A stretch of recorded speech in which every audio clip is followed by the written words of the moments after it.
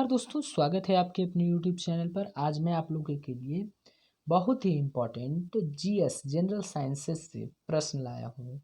अगर दोस्तों आपको अच्छा लगे तो लाइक एवं सब्सक्राइब जरूर कीजिएगा और इम्पोर्टेंट लगे तो आप अपने दोस्तों को शेयर जरूर कीजिएगा। चलिए हम लोग शुरू करते हैं। पहला प्रश्न है आपका कि प्रकाश संश्लेषण का प्रथम स्थिर यौगिक है। जी हाँ दोस्तों, तो प्रकाश संश्लेषण का जो प्रथम स्थिर यौगिक है फास्फो फास्फोग्लिसरिक अम्ल है। क्या है? फास्फोग्लिसरिक अम्ल। इट्स वेरी इंपॉर्टेंट प्रश्न क्वेश्चन है दोस्तों, और किसी भी एग्जाम में पूछा जा सकता है, बहुत बार पूछा भी गया है। चलिए अगला देखते हैं कि राइजोम पादप का भूमिगत प्रारूप है। तो राइजोम पादप का जो है भूमिगत प्रारूप जो है वह तना है। अगला है कि दलहन के जड़ में पाए जाने वाला जीवाणु होता है जो कि नाइट्रोजनीकरण करता है दोस्तों, नाइट्रोजन को रखता है बना के, तो वह है राइजोबियम। राइजोबियम जो है नाइट्रोजन को बनाने में मदद करता है ना, तो राइजोबियम रहता है। अगला है कि पौधे नाइट्रोजन ग्रहण करते हैं, तो पौधे जो है नाइट्रेट के रूप में नाइट्रोजन ग्रहण करते हैं दोस्तों।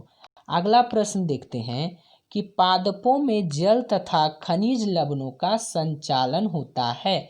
तो आपको जैसे ही दोस्तों जल और खनिज लवण बोले तो ज से जाइलम और ज से जल, मुख्यतः तो साधारणतः देखते हैं कि ऐसा ही पूछा जाएगा कि पादपों में जल का जो संचालन होता है किससे होता है? ज से जाइलम, ज से जल। ठीक है दोस्तों, पौधों में बोला जाएगा, पादपों में बोला जाएगा, याद रखिएगा दोस्तों।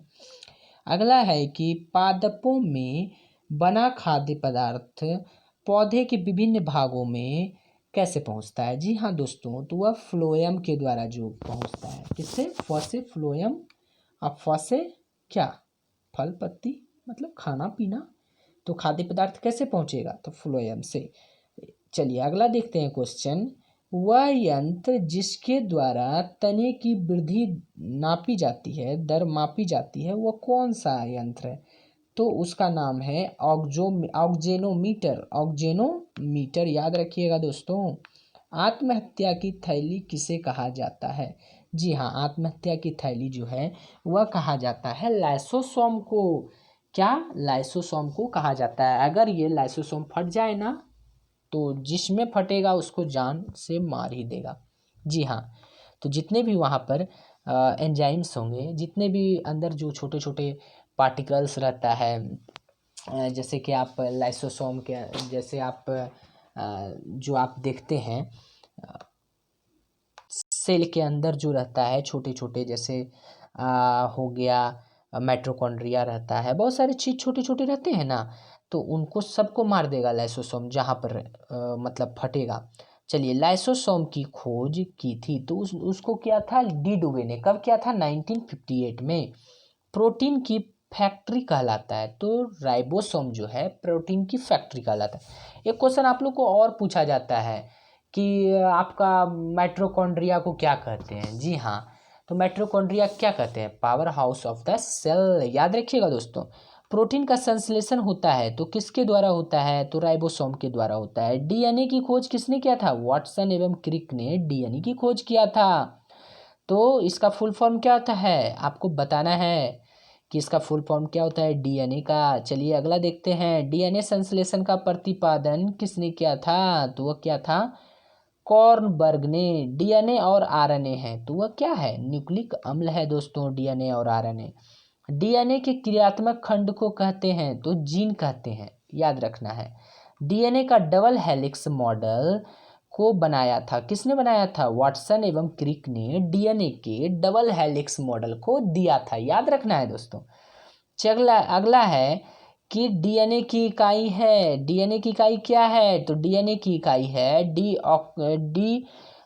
डीएनए की इकाई जो है न्यूक्लियोटाइड्स। क्या है? न्यूक्लियोटाइड्स। अगला है कि सर्वप्रथम प्रयोगशाला में जीन का संश्लेषण किया था, तो किसने किया था? कोई भारतीय ही इतना काबिल व्यक्ति हो सकता है जो कर सकता है। जी हाँ, तो वो है हरगोविंद खुराना ने किया था जीन का संश्लेषण सर्वप्रथम। अगला है पुरुष व स्त्री जीन संगठक होते हैं। तो पुरुष में जो होता है दोस्तों XY जो कि लिंग निर्धारण करता है, जैसे कि XX महिला बन जाएगा, XY पुरुष बनेगा। जी हाँ, और महिला में जो होता है XX होता है। कितनी जोड़ी होते हैं? तो 22 एक 23 जोड़ी होते हैं क्या? क्रोमोसोम ना। चलिए अगला देखते हैं कि एक लड़का पिता से क्रोमोसोम 22+Y है तो क्या होगा? तो पिता अगर 22+Y रहेगा, 22 तो ऐसे ही क्रोमोसोम रहता है, और Y जो अगर निकलेगा दो ही ना लिंग निर्धारण करेगा। अगर Y निकलेगा तो क्या? पिता से अगर निकलेगा तो वह बनेगा लड़का।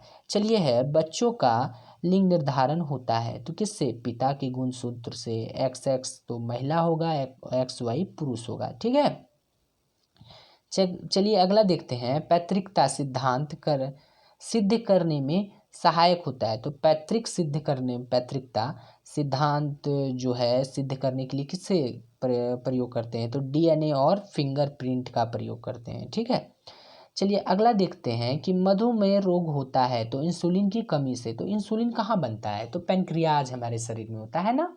तो पैनक्रियाज जो होता है उसी में इंसुलिन की कमी होती है, तब हमारा मधुमेह रोग होता है। जैसे कि हम लोग चीनी खाते रहते हैं, चीनी खाते रहते हैं, है ना, तो क्या उससे मधुमेह रोग हो जाएगा? जी नहीं, ऐसा नहीं है। जैसे ही हम चीनी खा रहे हैं तो अगर पैनक्रियाज में बनता रहेगा प्रॉपरली क्या? इंसुलिन, तो चीनी रोग होगा? नहीं होगा। और जितने भी ग्लूकोज होंगे सभी क्या होंगे? खत्म हो जाएंगे ना। हाँ, ग्लूकोज क्या चीज़ में बदल जाएंगे? आपको बताना है। आप हमें कमेंट बॉक्स में बताइए कि ग्लूकोज क्या चीज़ में बदल जाएंगे अगर हम ग्लूकोज ज़्यादा लेंगे तो।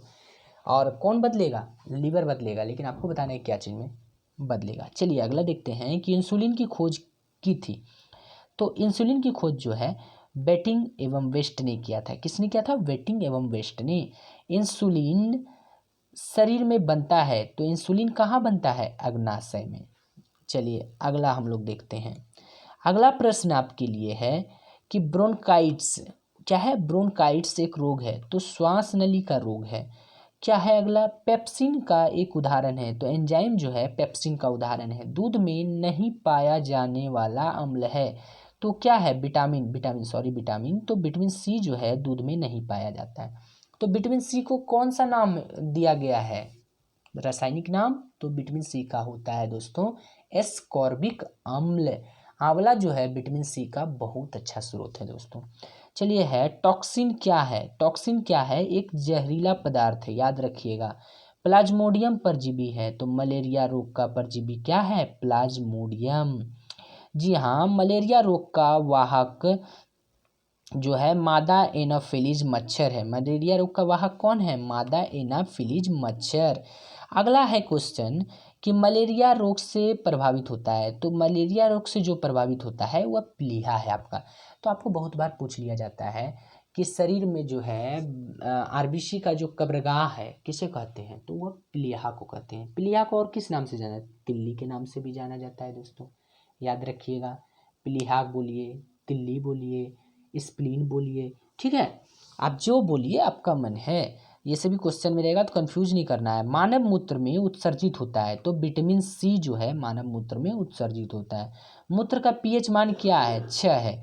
तो आपसे अगर पूछ लिया जाए कि मानव मूत्र जो है किसी भी चीज़ का मूत्र हो, मानव का ही छोड़िए, साधारण किसी भी चीज़ का, तो वह अम्लीय है या क्षारीय है? तो 7 से जब भी नीचे होगा वह क्षारीय हो जाएगा। और शुद्ध जल का pH मान 7 होता है। मतलब क्या हुआ? 7 जो है उदासीन है और 7 से अधिक क्षारीय हो जाएगा दोस्तों। चलिए अगला देखते हैं कि मूत्र का रंग पीला होता है किसके कारण? यूरोक्रोम के कारण जो है पेशाब का रंग पीला होता है, याद रखना है। मेढक के कितने हृदय होते हैं? तो मेढक के जो हैं 3 हृदय होते हैं दोस्तों। अब मनुष्य के कितने हृदय का जो हृदय में होते हैं, प्रकोष्ठ जो होते हैं कितने होते हैं? मनुष्य में 4 होते हैं। अगला देखते हैं कि रक्त के प्रवाह को रोकने के लिए किसका उपयोग किया जाता है? तो रक्त का जो प्रवाह अगर हो रहा है ना तो उसको रोकना है तो फेरिक ऑक्साइड क्लोराइड का प्रयोग करते हैं। किसका? फेरिक क्लोराइड का प्रयोग करके रक्त के प्रवाह को रोका जाता है। तो अगला बात करते हैं, शरीर में प्रचुर मात्रा में पाए जाने वाला तत्व है, तो वह है ऑक्सीजन। याद रखिएगा, मनुष्य के शरीर में जल होता है, तो 65 से 80% जो है वह जल होता है। मानव शरीर का सामान्य ताप होता है, तो वह है 98.6 फ़ारेनहाइट, 37 डिग्री आपका सेल्सियस में हो जाएगा, 310 डिग्री क्या हो जाएगा केल्विन में। जैसे कि आपका 210 केल्विन होता है ना, 0 डिग्री बराबर, उसमें 37 ऐड कर दीजिए, डायरेक्ट आपका 310 निकल जाएगा, है ना। तो 273 और जो है 273 और 37, जी हाँ 273 जी हाँ, याद रखिएगा 273 0 डिग्री बराबर केल्विन में होता है, और उसमें जितना आगे निकालना है आप ऐड कर दीजिए तो भी निकल जाएगा। अब फ़ारेनहाइट आपको पूछ लिया जाएगा, फ़ारेनहाइट को कितने भागों में बांटा गया है, हाँ दोस्तों आपको बताना है। तो फ़ारेनहाइट को जो है 180 भागों में बांटा गया है ना। तो कितने 180 भागों में बांटा गया है। अब इसमें क्वेश्चन ये भी बनता है कि कब फ़ारेनहाइट और कितने डिग्री पर फ़ारेनहाइट और जो है कि सेल्सियस का मान दोनों बराबर होता है। -40 डिग्री पर जो होता है फ़ारेनहाइट और सेल्सियस का मान बराबर होता है ना। अगर आपसे बोल दिया जाए कि डिग्री सेल्सियस को कितने भागों में बांटा गया है, तो 100 भागों में बांटा गया। चलिए दोस्तों, आपने इतना चीज़ सीखा ये प्रश्न से। चलिए अगला देखते हैं, मनुष्यों में मेरुदंड में कितनी जोड़ी तंत्रिका होती है। एकदम इम्पॉर्टेंट क्वेश्चन है, बहुत बार पूछा गया है दोस्तों। मनुष्यों में जो मेरुदंड होती है उसमें 31 जोड़ी कोशिकाएं होती है। कितनी? 31 जोड़ी कोशिकाएं, तंत्रिकाएं होती है। चलिए अगला देखते हैं कि गुणसूत्र क्रोमोसोम की खोज किसने किया था। तो क्रोमोसोम की खोज जो है वो वाल्डेयर ने किया था। किसने किया था? वाल्डेयर ने। गुणसूत्रों का निर्माण होता है तो क्रोमेटिन नामक पदार्थ से होता है। गुणसूत्र का निर्माण जो होता है वो क्रोमेटिन नामक पदार्थ से होता है। मनुष्य में क्रोमोसोम की संख्या कितनी है? 23 जोड़ी या 46 होते हैं। अगला हम लोग बात कर लेते हैं कि जीवन की सबसे छोटी रचनात्मक एवं कार्यात्मक इकाई क्या है। तो वह है कोशिका। तो कोशिका की खोज किसने किया था? तो रॉबर्ट हुक ने किया था 1665 में। शायद एक बार देख लीजिएगा, 1665 में कोशिका की खोज किसने किया था? ये रॉबर्ट हुक ने किया था ना। सबसे छोटी जीवित कोशिका कौन सी है? तो माइकोप्लाज्म जो है सबसे छोटी जीवित कोशिका है। अगला है कि शरीर की सबसे लंबी कोशिका कौन सी है? तो वह तंत्रिका कोशिका सबसे लंबी कोशिका है दोस्तों, बहुत बार पूछा गया है। तंत्रिका तंत्र की रचनात्मक तथा क्रियात्मक इकाई होती है। तो तंत्रिका तंत्र की रचनात्मक एवं क्रियात्मक इकाई क्या होती है? न्यूरॉन होती है दोस्तों। चलिए अगला है कि हम अपने मन से एक क्वेश्चन आपको बताना चाहते हैं दोस्तों। ईईजी का मतलब क्या होता है, मतलब इसका क्या यूज है? तो ईईजी का उपयोग जो होता है माथा से, समझ लीजिए मस्तिष्क से है, और ईसीजी का प्रयोग जो होता है हार्ट से है। एकदम याद रखिएगा दोस्तों, बहुत बार पूछा गया है। कोशिका शब्द की खोज किसने किया था? रॉबर्ट हुक ने, मैंने पहले भी बताया है। कोशिका का आनुवांशिक पदार्थ क्या है दोस्तों? डीएनए। कोशिका का आनुवांशिक पदार्थ क्या है? डीएनए। कोशिका का अध्ययन क्या कहलाता है? बहुत बार पूछा गया है, साइटोलॉजी। कोशिका के भीतर श्वसन का केंद्र होता है। तो माइटोकॉन्ड्रिया जो होता है दोस्तों, कोशिका के भीतर श्वसन का केंद्र होता है।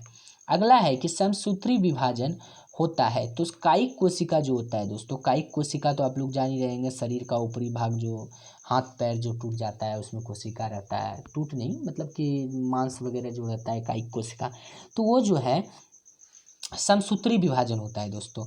अर्धसूत्री विभाजन होता है तो लिंगी जनन करने वाले कोशिकाओं में होता है अर्धसूत्री विभाजन। आप तो समझ ही रहे होंगे। चलिए अगला देखते हैं, स्तंभ कंद, धन कंद, सल कंद तथा प्रकंद का उदाहरण है। तो ये क्या है? आलू हैं, बंडा केसर है, बंडा केसर, फिर उसके बाद प्याज तथा अदरक, हल्दी, ये सभी क्या हैं?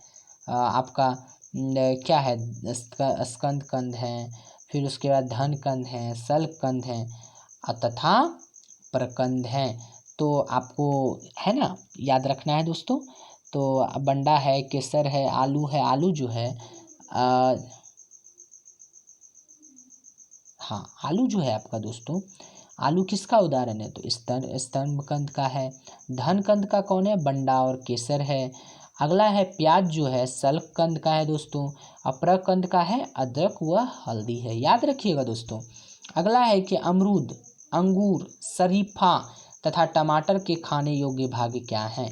तो यह फल भित्ति हैं। अंगूर, अमरूद, शरीफा तथा टमाटर के खाने योग्य क्या भाग हैं? तो फल भित्ति हैं। तो मैं एक और दोस्तों बता दे चाहता हूँ प्रश्न का उत्तर, कि मैं एक इम्पॉर्टेंट फैक्ट्स बता रहा हूँ कि आप देखते होंगे टमाटर का लाल रंग होता है, किसके कारण होता है? तो टमाटर का लाल रंग दोस्तों होता है लाइकोपिन के कारण। चलिए अगला देखते हैं, आम, पपीता तथा बेर के खाने योग्य भाग क्या हैं?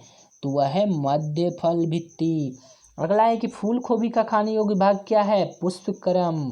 हल्दी में पीला रंग होता है तो कुरकुमीन के कारण होता है दोस्तों। टमाटर में लाल रंग किसके कारण होता है? लाइकोपिन के कारण। अदरक तथा आलू के खाने योग्य भाग हैं, तो अदरक तथा आलू के खाने योग्य भाग क्या हैं? तना। और प्याज का भी दोस्तों तना ही है। दूध में पाया जाने वाला जो है शर्करा कौन सा होता है? लैक्टोज। सबसे लंबा कृमि वर्म जो है वह क्या है? टेप कृमि जो होता है वह सबसे लंबा होता है। देखते हैं, आप ऐसे भी याद रख सकते हैं, घर में टेप यूज करते हैं ना, तार चिपकाने वाला, कितना लंबा खिंचाता है, तो ऐसे भी याद रख सकते हैं, टेप कृमि जो होता है सबसे लंबा होता है। अगला बात कर लेते हैं, कपड़ा सुखाने तथा दूध से मक्खन निकालने वाली मशीन कार्य करती है। तो अपकेंद्रीय बल के सिद्धांत पर। अपकेंद्रीय मतलब होता है दोस्तों कि जैसे कि कपड़ा आप सुखाते हैं तो पानी को अंदर रखते हैं या बाहर निकाल देते हैं, तो वो तो बाहर निकलेगा। इससे आपका डब्बा लगा रहता है, उसमें छेद रहता है, इससे छोटा छोटा छेद रहता है, इससे कपड़ा का पानी निकलता है दोस्तों। तो इसमें जब वो घूम रहा है तो केंद्र की ओर जाएगा या केंद्र से बाहर जाएगा? केंद्र से अगर बाहर जा रहा है, अप मतलब बाहर समझ लीजिए, ठीक है दोस्तों। अभी केंद्रीय अगर कहता तो अभी मतलब केंद्र की ओर जाता, तो पानी को केंद्र की ओर रखिएगा तो आपका कपड़ा तो और भीग जाएगा, तो वह जो है अपकेंद्रीय होगा, वो बाहर फेंकेगा। उसी तरह दूध से मक्खन निकालने में होता है दोस्तों, तो दूध से मक्खन निकालने में अपकेंद्रीय बल का यूज होता है। दूध से क्रीम निकालने का घनत्व, अगर दूध से आप क्रीम निकाल लीजिएगा तो घनत्व क्या होगा? उसका घनत्व बढ़ जाएगा। और आयतन क्या होगा दोस्तों? आयतन उसका घट जाएगा। एकदम इम्पॉर्टेंट है, घनत्व बढ़ जाता है, आयतन घट जाता है। एक अश्व शक्ति बराबर होता है 746 वाट के बराबर होता है। जल का घनत्व अधिकतम तथा आयतन न्यूनतम होता है। जी हाँ, जल का घनत्व जो होता है 4 डिग्री सेल्सियस पर अधिकतम होता है और न्यूनतम होता है क्या? आयतन। जब इसको गर्म करते हैं पानी को तो उसका घनत्व क्या होता है? बढ़ा हुआ रहता है 4 डिग्री सेल्सियस तक। लेकिन और किसी द्रव को आप गर्म कीजिएगा तो घनत्व क्या होगा? घटेगा गर्म करने पे। लेकिन इसका 4 डिग्री तक बढ़ेगा, उसके बाद घटेगा। जी हाँ दोस्तों, एकदम याद जरूर रखिएगा। चलिए अगला है कि मूल रंग कहलाते हैं, तो आरजीबी एकदम याद रखिए। रेड, ग्रीन और ब्लू जो हैं तो मूल रंग हैं, ठीक है। नीला, लाल, हरा, आरजीबी मैंने उल्टा लिखा है, आरजीबी रेड, ग्रीन और ब्लू जो हैं वह क्या है? मूल रंग है। चलिए अगला है कि धनुष, इंद्रधनुष का रंग निर्माण किन किन क्रियाओं के द्वारा होता है? तो इंद्रधनुष का जो रंग का निर्माण होता है, प्रकाश का पूर्ण आंतरिक परावर्तन भी होता है दोस्तों, अपवर्तन भी होता है और वर्ण विक्षेपण भी होता है दोस्तों। इसमें तीनों होता है। इंद्रधनुष में रंग होता है, तो कितने रंग होते हैं? 7 रंग होते हैं। इंद्रधनुष में बीच का रंग होता है हरा। प्रकाश का रंग निश्चित होता है, तो तरंग दैर्घ्य के कारण, जैसे कि लाल रंग का तरंग दैर्घ्य जो है ज़्यादा है तो वो ज़्यादा दूर तक जाएगा, फैलेगा कम, ठीक है। और जिसका तरंग दैर्घ्य कम है वो ज़्यादा फैलेगा तो कम दूर तक जाएगा। अब इसमें एक क्वेश्चन आता है कि आकाश का रंग नीला हो जाता है, क्यों होता है? क्योंकि प्रकीर्णन के कारण, तो इसको याद रखिएगा। वेधन क्षमता सर्वाधिक होती है, तो किसकी होती है? गामा किरण की जो होती है वह वेधन क्षमता सर्वाधिक होती है। परावैंगनिक किरणों की खोज किसने किया था? तो परावैंगनिक किरणों की खोज रिटर ने किया था। अब एक्स रे की खोज किसने किया था? आपको कंफ्यूज कर जाइएगा रिटर और रॉन्टजेन। तो एक्स किरण की खोज जो है रॉन्टजेन ने किया था। अब परावैंगनिक की खोज किसने किया था? रिटर ने। सबसे अधिक तथा सबसे कम तरंग दैर्घ्य वाला कौन है? सबसे अधिक तरंग दैर्घ्य किसका है? लाल का। बैगनी का सबसे कम होता है दोस्तों। अगला देखते हैं, प्रकाश का तरंग दैर्घ्य होता है तो 3900 एंगस्ट्रम से 7800 एंगस्ट्रम तक, है ना। अगला हम लोग देखते हैं, प्रकाश की चाल सर्वाधिक होती है तो वह निर्वात में होती है प्रकाश की चाल सर्वाधिक। और इसमें क्वेश्चन आ जाएगा कि आप बताइए कि जो हम लोग बोल रहे हैं वो कब आपको सुनाई नहीं देगा? तो जब जो है निर्वात होगा ना, तो मेरी आवाज़ आपको सुनाई ही नहीं देगी। जी हाँ, लेकिन प्रकाश उसमें तेज से दौड़ेगा। चलिए देखते हैं अगला प्रश्न। प्रकाश वेग को सर्वप्रथम ज्ञात किया था। प्रकाश वेग को किसने सर्वप्रथम ज्ञात किया? रोमर महोदय ने। निर्वात में प्रकाश की चाल होती है 3 × 10⁸ मीटर पर सेकेंड। अगला है कि अंतरिक्ष यात्री को आकाश जो है काला रंग दिखाई देता है आकाश का ना, सूर्य प्रकीर्णन के कारण अंतरिक्ष जो है यात्री को काला दिखाई देता है। बहुत जगह पे ये भी लिखा रहेगा वायुमंडल वहाँ पे नहीं होता है तो इस कारण भी काला दिखाई देता है ना। तो आप देख लीजिएगा ऑप्शन से क्या ऑप्शन में दिया है। समुद्र का जल नीला दिखाई पड़ता है, तो प्रकाश की प्रकीर्णन के कारण जो है समुद्र का जल नीला दिखाई पड़ता है। अगला है तारे टिमटिमाते हैं, तो प्रकाश अपवर्तन के कारण तारे टिमटिमाते हैं। अगला है कि रेटिना पर बना प्रतिबिंब होता है, तो रेटिना पर प्रतिबिंब जो होता है दोस्तों वह उल्टा बनता है। फिर मेरा माइंड कहता है उसको सीधा करो, तो माइंड जो है सीधा करके फिर भेजता है ना। तो वास्तविक, उल्टा तथा वस्तु से छोटा। अब वस्तु से छोटा नहीं दिखेगा तो भाई बड़ा दिखने लगेगा, तो फिर तो हम तो दिक्कत ही हो जाएगा। तो बड़ा नहीं दिखना है, बड़ा दिखेगा तो फिर आप देखिए नहीं पाइएगा। आदमी एकदम आपको बजरंगबली इतना बड़ा दिखने लगेगा, देख पाइएगा क्या? नहीं, तो छोटा दिखेगा। समतल दर्पण में बना प्रतिबिंब होता है, तो समतल दर्पण में बना प्रतिबिंब कैसा होगा? काल्पनिक होगा, वस्तु के बराबर या सीधा होगा। ये क्वेश्चन और आता है दोस्तों कि समतल दर्पण से कि एग्जाम में आपको याद रखना है कि अगर आपका इमेज पूरा देखना है इसमें, तो कितना बड़ा शीशा लीजिएगा कम से कम। तो आप अपने जो है ना आधा ले लीजिएगा ना, अपने इमेज का आधा ले लीजिएगा शीशा, तो आप पूरा इमेज उसमें देख लीजिएगा, है ना। फिर एक क्वेश्चन और आता है कि अगर शीशे के सामने आप टू भी के चाल से दौड़िए, मतलब 1 गुना चाल से दौड़िएगा ना, तो उसमें 2 गुना चाल से दिखेगा, है ना। अगला है कि प्रकाश का सबसे अच्छा प्रवर्तक किसे माना जाता है? तो प्रकाश का सबसे अच्छा प्रवर्तक किसे माना जाता है? तो समतल दर्पण को माना जाता है दोस्तों। 2 समानांतर दर्पण के बीच रखी वस्तु का प्रतिबिंब कितना होगा? अनंत होगा दोस्तों। हवा का बुलबुला जल में व्यवहार करता है, तो अवतल लेंस की भांति जो है हवा का बुलबुला जल में व्यवहार करता है। विद्युत फ्यूज जो होता है घर में आप लोग यूज करते हैं, विद्युत फ्यूज किसका मिश्रण होगा? तांबा होगा, उसमें टीन होगा और शीशा मिलाया जाता है विद्युत फ्यूज में। जी हाँ, विद्युत फ्यूज में क्या क्या मिलाया जाता है? शीशा, तांबा और टीन। और इसका बोला जाता है ना, बहुत बार पूछा जाता है कि इसका प्रतिरोधकता उच्च होता है, प्रतिरोधकता उच्च होता है ना, लेकिन गलनांक निम्न होता है, याद रखिएगा। हीटर का तार बना होता है तो यह किसका बना होता है? नाइक्रोम का। अब विद्युत बल्ब का तार किसका बना होता है? टंगस्टन का, है ना। विद्युत बल्ब में भरा जाने वाला गैस कौन सा है? नाइट्रोजन है। अक्रिय गैस लगभग भरा ही जाता है, जैसे कि नाइट्रोजन भी भरा जाता है और अक्रिय गैस कोई भी लगभग भर देगा तो काम कर जाता है। सिर्फ नाइट्रोजन ही नहीं, बहुत ऐसे गैस भरे जाते हैं, 2-3 गैस। चलिए, ट्यूबलाइट में भरा होता है तो पारे का वाष्प व आर्गन भरा होता है। कौन कौन सा चीज होता है? पारे का वाष्प और आर्गन भरा होता है। फ्यूज का तार मिश्रण है, तो शीशा टीन का है ना, फिर शीशा का है, टीन का है, थोड़ा तांबा भी रहता है। चलिए देखते हैं। फोटोग्राफी में उपयोगी तत्व है, तो सिल्वर ब्रोमाइड जो है फोटोग्राफी में उपयोगी तत्व है। फोटोग्राफी में फिक्चर अस्थायीकरण के रूप में प्रयोग किया जाता है, तो सोडियम थायोसल्फेट का प्रयोग किया जाता है अस्थायीकरण के रूप में। अगला प्रश्न आपका है स्क्रीन के सामने कि फोटोग्राफी में कौन सा अम्ल प्रयोग किया जाता है? तो फोटोग्राफी में जो है ऑक्जेलिक अम्ल का प्रयोग किया जाता है। तेल दीप की बत्ती में तेल ऊपर चढ़ता है ना, ऊपर उठता है, क्यों? क्योंकि कोशिकत्व के कारण होता है दोस्तों। याद रखना है कि हीरा का चमकना तथा मृग मारीचिका का बनना जो होता है वह पूर्ण आंतरिक परावर्तन के कारण होता है। अच्छा, भू स्थिर ग्रह के बारे हम लोग जान लेते हैं कि यह 36,000 किलोमीटर पर रहता है। क्यों इसका नाम भू स्थिर ग्रह बना? जैसे कि भू स्थिर ग्रह जो है इंडिया के ऊपर रखा गया। अब भाई अगर नज़दीक रख दोगे ना तो वो ज़्यादा स्पीड में घूमेगा।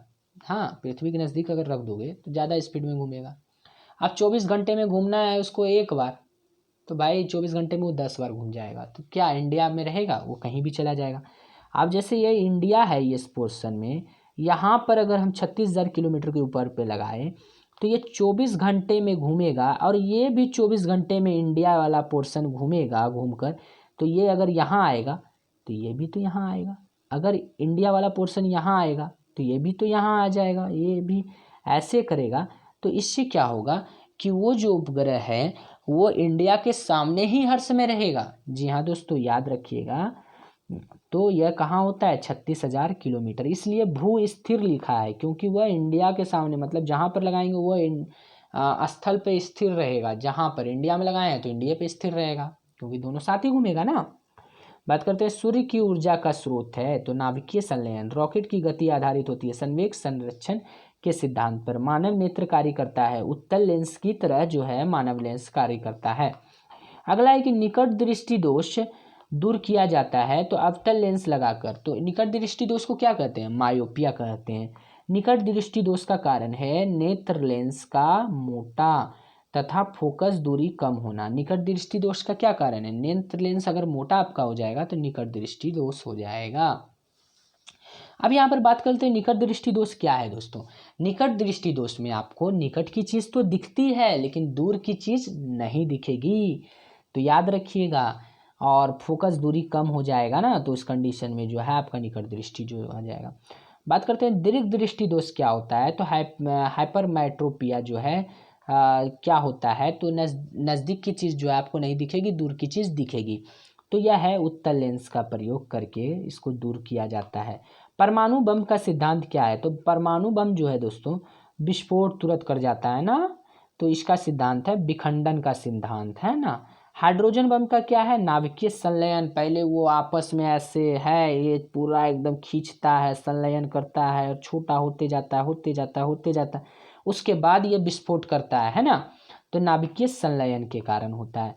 अगला है कि green house effect. Green house प्रभाव गैस जो है वह कार्बन डाइऑक्साइड है। अगला है कि दाढ़ी बनाने तथा आँख कान नाक की जांच में प्रयोग होता है।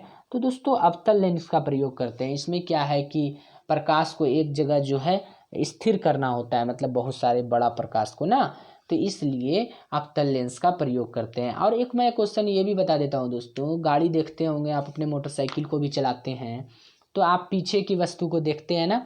तो पीछे की वस्तु क्या, कौन सा मतलब मिरर लगा के देखते हैं? तो पीछे की वस्तु छोटा दिखना चाहिए ना।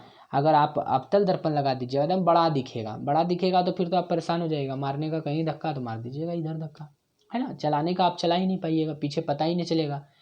तो इस कंडीशन में उत्तल लेंस का प्रयोग किया जाता है। उत्तल लेंस का प्रयोग सॉरी दोस्तों, उत्तल दर्पण का प्रयोग किया जाता है, एकदम याद रखिएगा दोस्तों। चलिए दोस्तों, अगर आपको वीडियो अच्छा लगा हो, हेल्पफुल लगा हो और आप कुछ सीखे हो इस वीडियो से, तो लाइक एवं सब्सक्राइब जरूर कीजिएगा दोस्तों, जो कि हम लोगों को सपोर्ट मिल सके। चलिए धन्यवाद दोस्तों, मिलते हैं अगली वीडियो।